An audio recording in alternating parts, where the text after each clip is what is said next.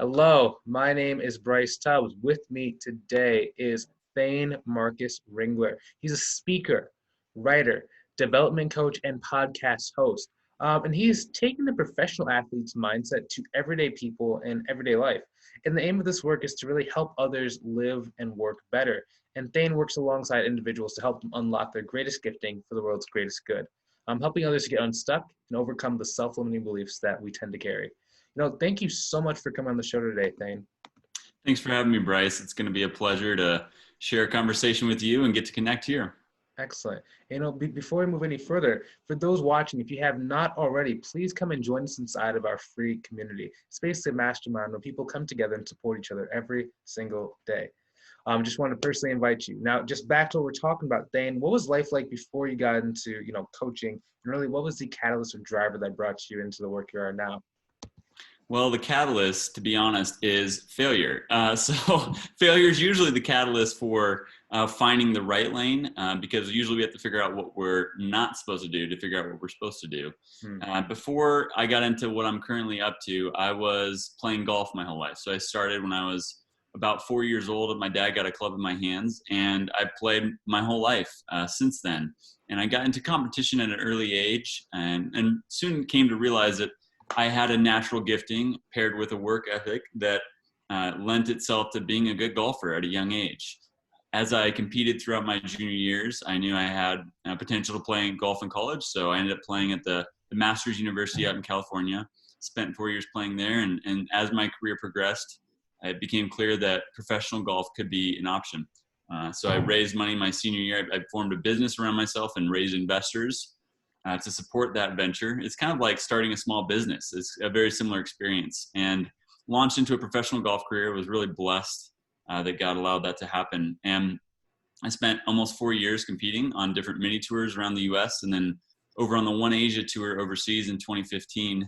And those experiences were really hard years. They're very kind of going out on your own, trying to find a way, trying to figure out how to be successful in one of the hardest things I can imagine doing, trying to be a successful professional golfer.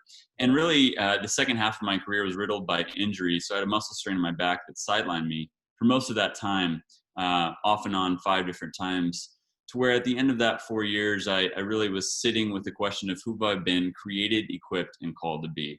And this is really the question that I get to sit with people now on, because I think it really answers to the holistic person that whoever it is that we're talking about. And I just want to unpack that real quick. Created, equipped, and called. So created is, what are your natural gifts, abilities, talents that you were born with, that you're given at birth, that you're already predisposed to success in.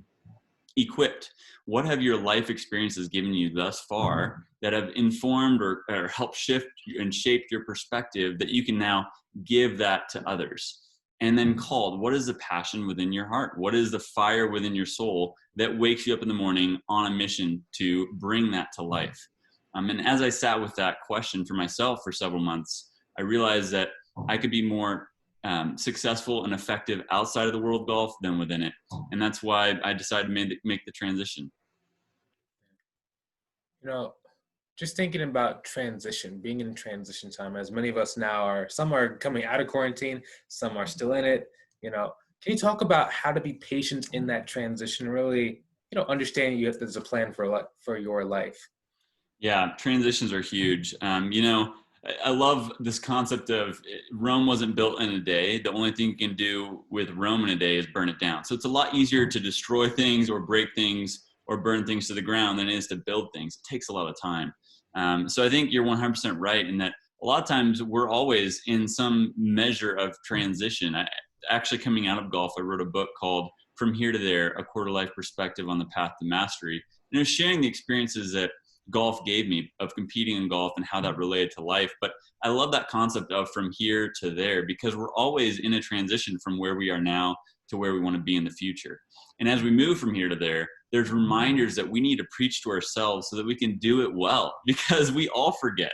We all fall short of what we hope to be at times. We all have times where we aren't aligned with our purpose or our values in life. And so we often have to become really good preachers to ourselves more than anyone else. And it takes reminders. And I think what you said is really one of the two biggest reminders I always try to remind myself with and others. And the first is patience, and the second is persistence. So if we can blend patience and persistence together, along with what we're committed to, then it's just a matter of time. And I think the other thing that's really a concept that I love thinking about and sharing with others is this idea of we always want a shortcut in life. We always want to find a faster way to this destination.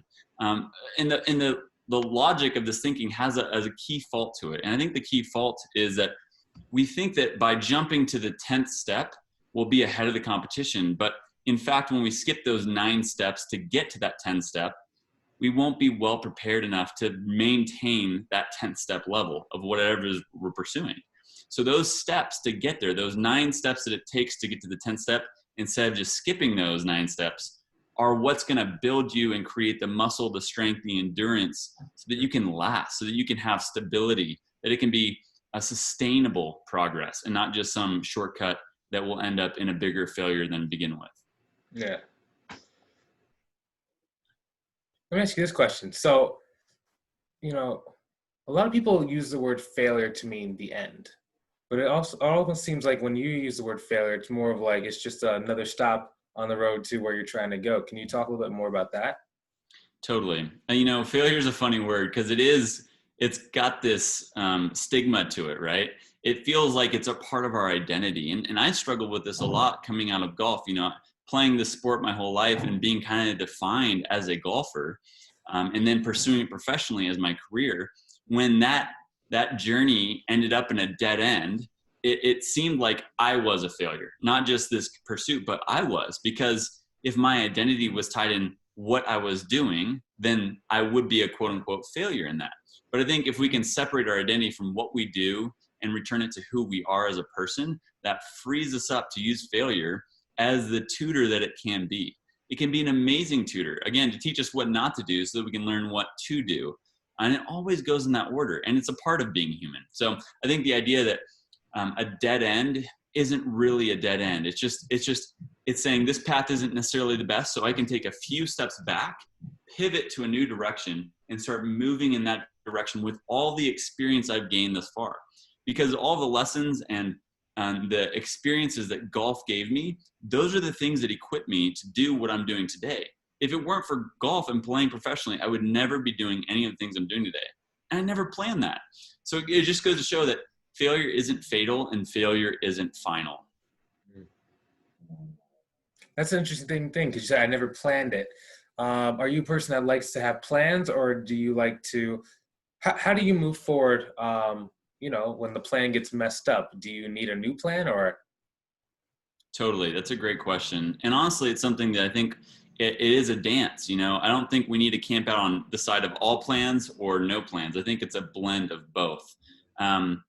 So what I like doing is I like having concrete plans on a daily level. So for my day, if I'm going to accomplish what I set out to, I want to have a clear, concise plan that I stick to, that I'm committed to bring that out. Because I know the feelings throughout the day are going to change, and there's going to be times where I don't feel like doing what I know I need to do.